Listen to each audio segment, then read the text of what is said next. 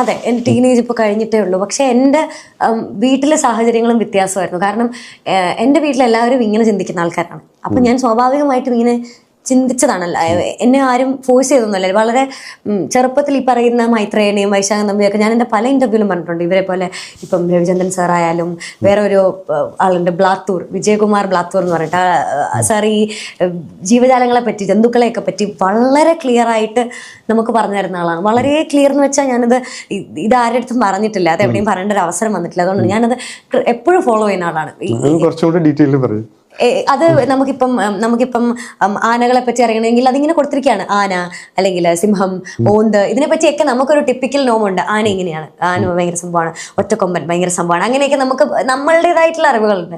പക്ഷെ അതിനെപ്പറ്റി വളരെ വൈഡായിട്ട് എന്താണ് നമ്മുടെ ചുറ്റും നടക്കുന്ന ജീവികൾ എങ്ങനെയാണ്, അല്ലെങ്കിൽ ഇതൊക്കെ എങ്ങനെയാണ് പ്രവർത്തിക്കുന്നത്, ഇവരുടെ ഒരു കറക്റ്റ് വേ എന്താണ്, അവരെങ്ങനെ എന്നുള്ളത് നമുക്ക് കൃത്യമായിട്ട് പറഞ്ഞു തരുന്ന ഒരാളാണ് ഈ വിജയകുമാർ ബ്ലാത്തൂർ. എനിക്ക് സാറിൻ്റെ അടുത്ത് ഞാൻ ഇതുവരെ നേരിട്ട് സംസാരിച്ചിട്ടില്ല, പക്ഷെ എനിക്ക് എപ്പോഴെങ്കിലും പറ്റുവാണെങ്കിൽ സംസാരിക്കണം എന്ന് വലിയ ആഗ്രഹമുള്ള ആളാണ് ഞാൻ. കാരണം ഞാൻ എപ്പോഴും ഇവരെ പോലെ തന്നെ, ബാക്കി ആൾക്കാരെ പോലെ തന്നെ ഫോളോ ചെയ്യുന്ന ആളാണ്. കാരണം ഇതിനെ പറ്റി ഒന്നും നമുക്കറിയില്ലല്ലോ. ഇപ്പം പല കാര്യങ്ങളും ഇപ്പൊ പശുവിനെ പറ്റി തന്നെ പറയുകയാണെങ്കിൽ നമുക്ക് വളരെ ബേസിക് ആയിട്ടുള്ള, ഞാനൊക്കെ സ്കൂളിൽ പഠിച്ചത് പശു പാല് തരും എന്നേ ഉള്ളൂ.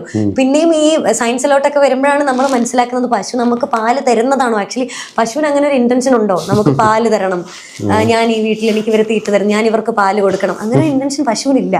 അത് നമ്മൾ മനസ്സിലാക്കുന്നത് ഒരുപാട് കഴിഞ്ഞ. അപ്പം എനിക്ക് ആക്ച്വലി ഞാൻ വളരെ കുഞ്ഞാവുന്ന സമയത്ത് എനിക്കിതൊക്കെ തന്നെ മനസ്സിലാക്കിയാൽ മതിയായിരുന്നു. എനിക്കിപ്പം ലോകം ഇങ്ങനെ ഉണ്ടായി എന്ന് വെച്ചാൽ ഇങ്ങനെ ഉണ്ടായിക്കോട്ടെ, എനിക്കിപ്പം എനിക്കതിനെപ്പറ്റി പ്രത്യേകിച്ച് എനിക്ക് അതിനെപ്പറ്റി അറിയേണ്ട ആവശ്യം, എനിക്ക് അത്രയും ക്യൂരിയോസിറ്റി ഇല്ലായിരുന്നു. പക്ഷെ ഒരു പ്രായം കഴിക്കുന്ന സമയത്ത് നമുക്ക് ഇങ്ങനത്തെ ക്വസ്റ്റ്യൻസ് ഒക്കെ വരും. എന്നാലും എങ്ങനെയായിരിക്കും, അല്ലെങ്കിൽ എനിക്കങ്ങനെ സിമ്പിൾ ആൻസേഴ്സിൽ ഞാൻ ഒതുങ്ങിയിട്ടുണ്ടായിരുന്നില്ല. പിന്നെ എൻ്റെ അച്ഛനും വളരെ ഒത്തിരി സംസാരിക്കുന്ന, വളരെ എല്ലാ കാര്യത്തിനെ പറ്റി ചോദിച്ചാലും കൃത്യമായിട്ടുള്ള അറിവായിരിക്കും. അച്ഛൻ്റെ അറിവുകൾ ഒരിക്കലും തെറ്റിപ്പോവാറില്ല. അച്ഛൻ്റെ അറിവുകൾ എപ്പോഴും കട്ട് ആൻഡ് റൈറ്റ് ആയിരിക്കും. അതായത് നമ്മൾ എന്തിനെ പറ്റി ചോദിച്ചാലും പുള്ളിക്കാരനെ അറിയാം.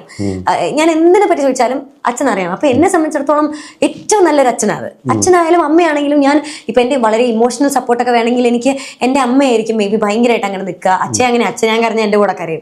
പക്ഷെ അമ്മയാണെങ്കിൽ അമ്മയ്ക്ക് കൃത്യമായിട്ട് അറിയാം എന്നെ ചെയ്യേണ്ടേ, എൻ്റെ കൊച്ചിനെ എങ്ങനെ നോക്കണം, അങ്ങനെയൊക്കെയുള്ള. പക്ഷെ എനിക്ക് വളരെ വൈഡ് ആയിട്ടുള്ള ഒരു കാര്യങ്ങളെ പറ്റി അറിവ് വേണം. എനിക്ക് പുറമേ നിന്നൊരു കാര്യത്തിന് ഒരു അറിവ് വേണമെന്നുണ്ടെങ്കിൽ ഞാൻ അച്ഛനോട് ചോദിച്ചു കഴിഞ്ഞാൽ അച്ഛൻ അതിനെപ്പറ്റി വളരെ ക്ലിയർ ആയിട്ടൊരു അറിവ് ഉണ്ടായിരിക്കും.